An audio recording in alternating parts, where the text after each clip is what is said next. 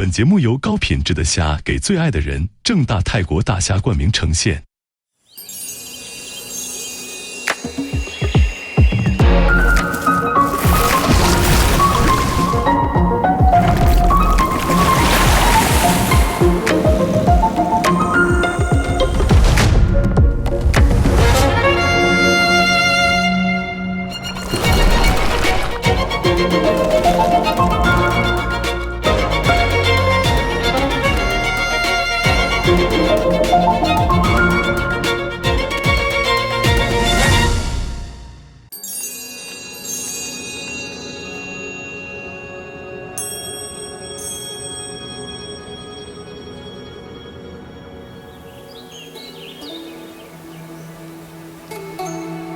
กลิ่นมัน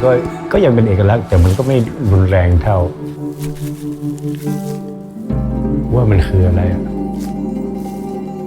ถ้าเขาชอบเขาจะรู้สึกว่าโหทำไมกลิ่นมันหอมจังวะ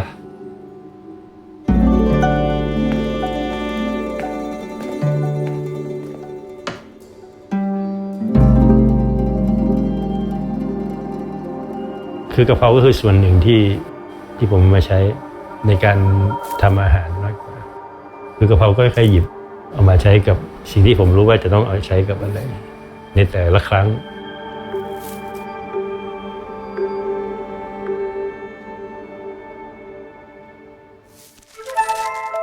คือทุกคนแต่ละประเทศก็จะมีลักษณะของกลิ่นที่ประจำต่างจากไปคือบางอย่างถ้าบอกอย่างพวกเบซิลอย่างโหระพากะเพราถ้ามันมีดอกก็มีความหอมมากขึ้นในนั้นคือสมัยก่อนเวลาไปล่าสัตว์ป่าก็คือป่าหยิบอะไรได้กินอะไรได้ก็จับมาใส่มาใช้แกงป่าก็คือใช้เครื่องสดของง่ายหาได้ตามฤดูกาลหาได้ตามที่ไปแกงแค่ใส่กวางใส่งูใส่แลนก็ได้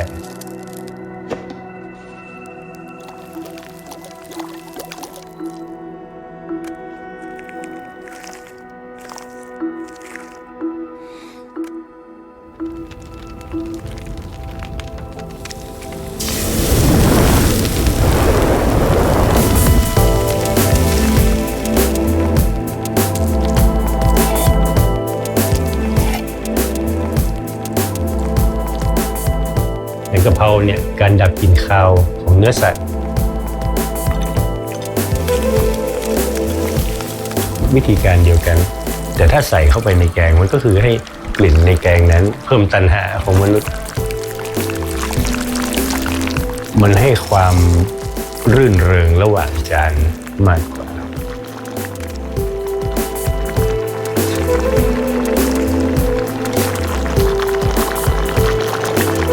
ถ้าพูดถึงแบบวงออร์เคสตรา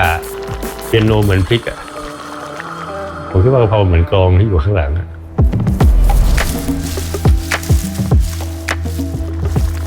กะเพราก็จะแค่ควบคุมความรู้สึกควบคุมโทนความรู้สึกข้างหลังเป็นกลองตัวใหญ่ที่ไม่ต้องตีเยอะ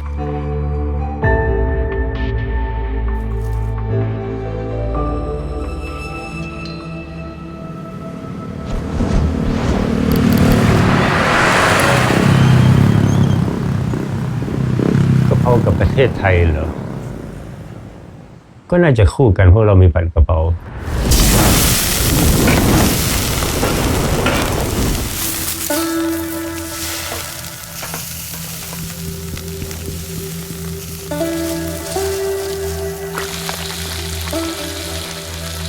มันจะเป็นของทุกบ้านหรือเปล่าก็ไม่รู้แต่ว่ามันเป็นของทุกถนน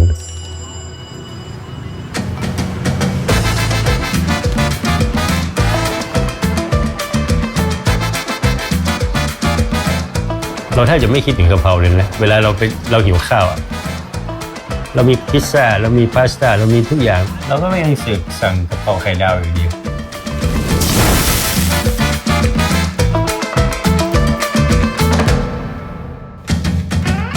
อย่างน้อยมันก็คือส่วนหนึ่งที่เราอยู่ในหัวสมองเราคิดว่าอันนี้คืออาหารของชีวิตไอ้น้ำเต็มๆอ่ะโอ้ยเชี่ยมันโคตรอร่อยเลยถึงมีไอ้น้ำขนาดนั้น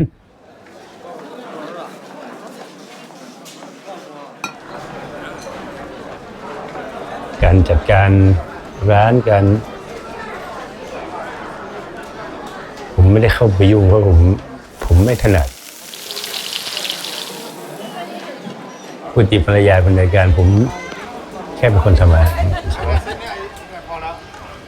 ครอบครัวก็ทุกวันหยุดพยายามขับรถออกไปนอกเมือง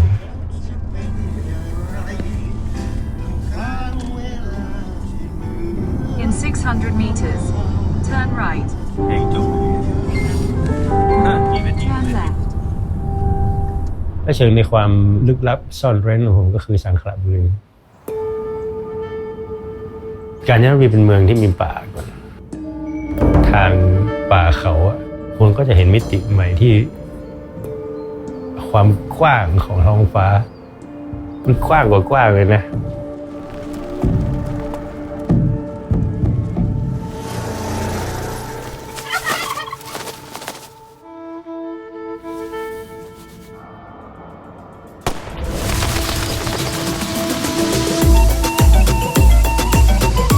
แต่สิ่งที่การมีก็คือชนเผ่าการมีเขื่อนที่ต้องพยกขึ้นบนเขาการใช้ชีวิตการใช้วัตถุดิบการเก็บรักษาวัฒนธรรมเดิมการอยู่ร่วมกัน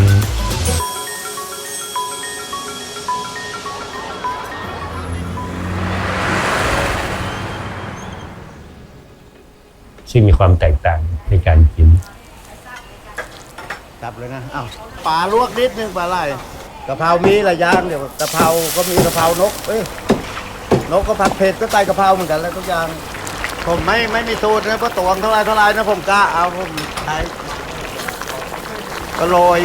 กะเพราไปเยอะพออยากไปสืบค้นหรือว่าไปหาสิ่งอาหารที่ยังเหลืออยู่ที่เราใช้ประหลาดดีก็มีหลายๆที่เราไปชิมมาแล้วโหทำไมเขาเรียกแกงป่าวะอาจจะเป็นเพราะว่าของที่ถูกจับมาจากปลาของที่อยู่ในแม่น้ำแกงป่ามันก็จะรสชาติไม่เหมือนกับที่อื่นมันจะเป็นแกงป่าแบบพริกแกงแบบว่าเผ็ดลึกแบบว่าลงคอแบบออกสีขุ่นๆดำๆหน่อยไม่ใช่แบบว่าพริกแกงภาคกลางกรุงเทพอะไรแบบนี้ค่ะ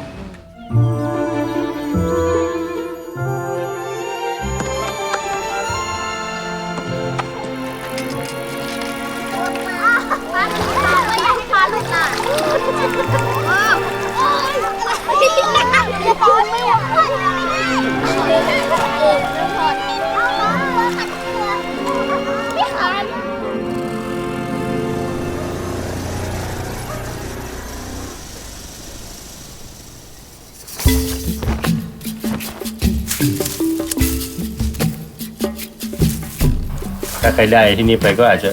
มีกะเพราอีกกลิ่นหนึ่งที่ไม่เคยคิดว่าจะมีกะเพรากลิ่นนี้มาก่อนแล้วใบมันรสชาติแตกต่างกันไหมคะใบแดงกับใบขาวในพื้นที่แดงกลิ่นจะฉุนกว่าแต่เวลาไปทำอาหารแล้วสีมันจะเปลี่ยนค่ะแล้วเราไถกบหรืออะไรเขาจะขึ้นพอได้น้ำฝนก็จะขึ้นมาก็คือมาธรรมชาติที่นี่มันอาจจะเหมาะสมมีดินดีดินอะไรก็เลยทำให้กะเพรามันฉุน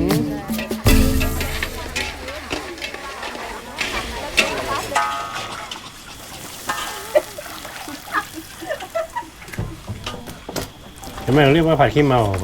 หรือว่าขี้เมาผัดจริงๆก็ขี้เมาผัดจริงๆแหละเพราะว่าเวลาเสร็จงานเนาะแม่ครัวเขาก็เก็บของล้างถ้วยล้างชามกลับแล้วไงก็หาอาหารที่แบบง่ายๆมาทำมาปรุงเป็นมื้อสุดท้ายของงานบ้างมีดคมไหมทำเองต้องคมนะไม่คมกลัวเมียแต่แถวนี้คมไม่คมก็เกือบทั้งนั้นกลัวเมียหมดคล้ายๆเสียงเขาจะดังกว่าเราเหงื่อแตก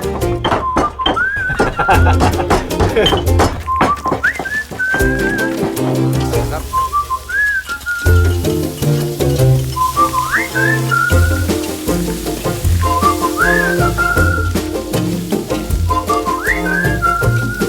กระเพรา it's very aroma หอมมาก เพราะว่ามันฉุน มันแรงมันเลยแบบรสจัดซ่ามากแล้วก็มีความเย็นมากอ่ะ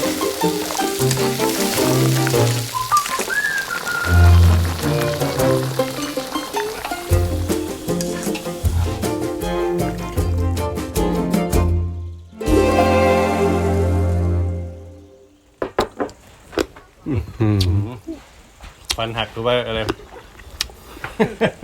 เสียงมันดังดีจริง ฟันแตกเลย มาต้อง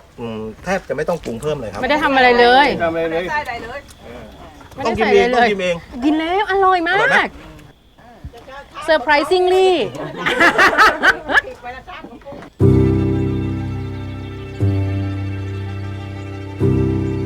ก็คือสายสัมพันธ์หนึ่งที่หวนคิดกลับไปในวัยเด็กที่แบบบ้านนอกสำหรับผมนะมันเห็นหมดแหละมันเห็นยายทำอะไรบ้างยายเด็ดผักมาก็เห็นกะเพราแทรกเข้ามาอยู่ในความคิดถึงนั้นดีกว่า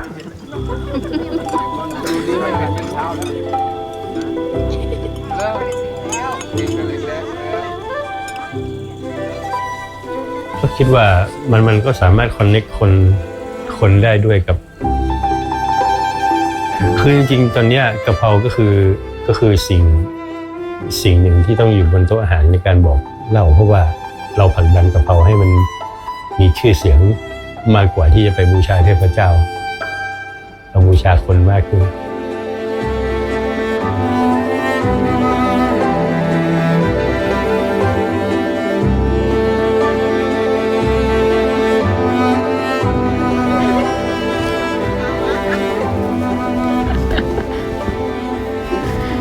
ไม่โรแมนติกเลยอ่ะ